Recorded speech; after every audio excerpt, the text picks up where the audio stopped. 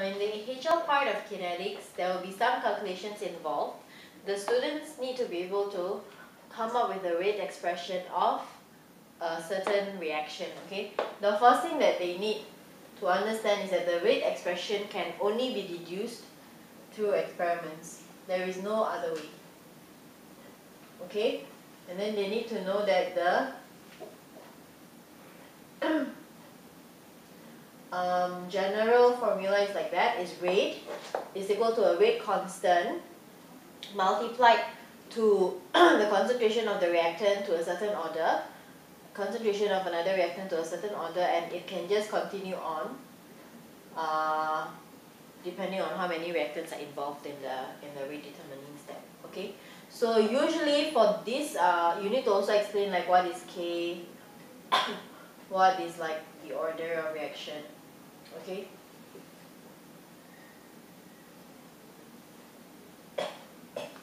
So this part mainly involves finding out the order of reaction based on the data given. So usually I will give you a series of reactions, 1, 2, 3, and then, oh, is it too small? Then they will give you the concentration. Okay, so for example 0.1, 0.1, 0.1, 0.1, 0.1, 0.2, 0.1, and they'll give the rate, and then you're supposed to deduce the rate from here. Okay, there are three order. Mainly in IB chemistry, you only need to explain about zero order, first order, and second order. Yeah. So they can do it mathematically, but usually IB only requires them to say something like the rate is zero order with respect to A, for example, because when the concentration of A is doubled, the rate stays constant, something like that. Okay, and you can say it's first order with respect to A because when concentration of A is doubled, the rate doubles. Or second order with respect to A because when the concentration of A is doubled, the rate is quadrupled. Okay, so that's basically it. And students need to know the graph. Two types of graph. One is rate against concentration, and another one is concentration against time. Okay, for all three orders. Okay, zero order, first order, and second order. Okay, and then in the reaction mechanisms, the students are supposed to come up with a possible mechanism for the reaction. Okay, this is usually a chapter that the students are very confused with because it's very broad and there is not only one correct answers. They need to come up with it themselves, but usually we say that they must follow 3 rules. Okay, one is the total of all the steps must give you the overall equation. Overall equation, okay? And not more than 2 species per step. Okay? And then thirdly, the rate determining step has to give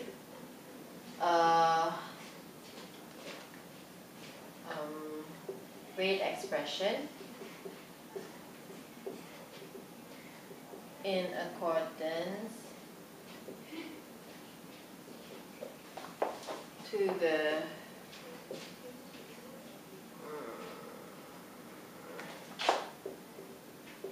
rate expression calculated or deduced from 16.1. So usually they will give you data and then you will find the rate expression first, what order, and then the reaction steps that you propose, okay, must also give the same rate expression. Okay, for example, I have an equation like this, okay, 2a plus b giving me c. Okay, and then they give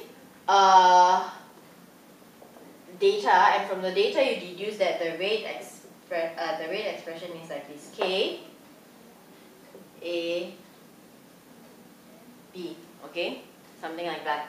So what types of mechanism can you come out with? For example, I can say I put a plus a giving me x, which is an intermediate, and then x plus b giving me c, which is the product. Okay, why is this a possible rate mechanism? Because when I total these two steps, I will get 2a plus b giving me c, which is my overall equation. And the second point, each step I do not have more than 2 species. Okay, but now for the rate determining step, we can deduce, okay, maybe if I say this is the RDS, okay, or sometimes they will just have to write it this way: slow and fast. This is one possibility, or this is fast and this is slow. Okay, now we have to see whether it fulfills our third rule. Now, if this is a slow step, okay, then my rate expression should be k a, because my slow step depends on 2 species a and a, okay, or a to the power of 2. Which means if my reaction mechanisms are like this, and this is my slow step, my rate expression should look like this. Okay, but this one is different from what is given, okay? Which means this cannot be the slower step, okay? So now, if this is the slower step, okay, then my rate should be x and b, okay? But okay, be careful, our x doesn't come out here, so we have to see whether x depends on anything else, and we know that x depends on the two a's. So we can change it to a, b. So I'll get k a square b, which again doesn't tally with this one, okay? Which means this reaction mechanism, although it fulfills the first two rules, it doesn't fulfill the third one. So this cannot be the correct mechanism, okay? Then you can come up with another one. You can say that, okay, then I'll react A with B first to give me X, and then X will react with the remaining A to give me C, okay? So this total will give me this one, so it's possible. Each step doesn't have more than 2 species, and actually if I say that this is my slow step, I'll get this as a rate, okay? So this is a possible reaction mechanism. Yeah, so there are other, for example, I can say A will turn to X first, and then X will react with B to give me Y, and then Y will react with another A to give me C, okay? So if I say this is a slow step, okay, again this in total will give me the overall equation. Each step is no more than 2, and if this is my rate determining step, I'll definitely get this as a rate, okay, if you work it out. So it's another possible reaction mechanism. So because of the nature of the uncertainty of this type of question, students are usually a bit confused, like on like how to come up with this. But after a while, after enough practice, they should be able to get it pretty fast. Okay? So that's about reaction mechanism. Now the last one is activation energy. Activation energy revolves around this equation. K is Arrhenius equation. Okay, what the students need to know is that when you take ln on both sides of this equation, you will have this equation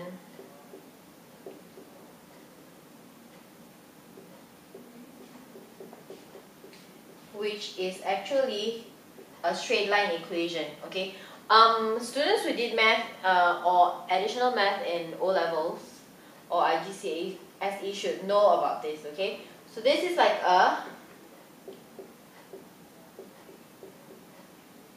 straight line equation where your y-axis is ln k, your x-axis is 1 over t. Okay, so when you plot a graph of ln k and 1 over t, okay,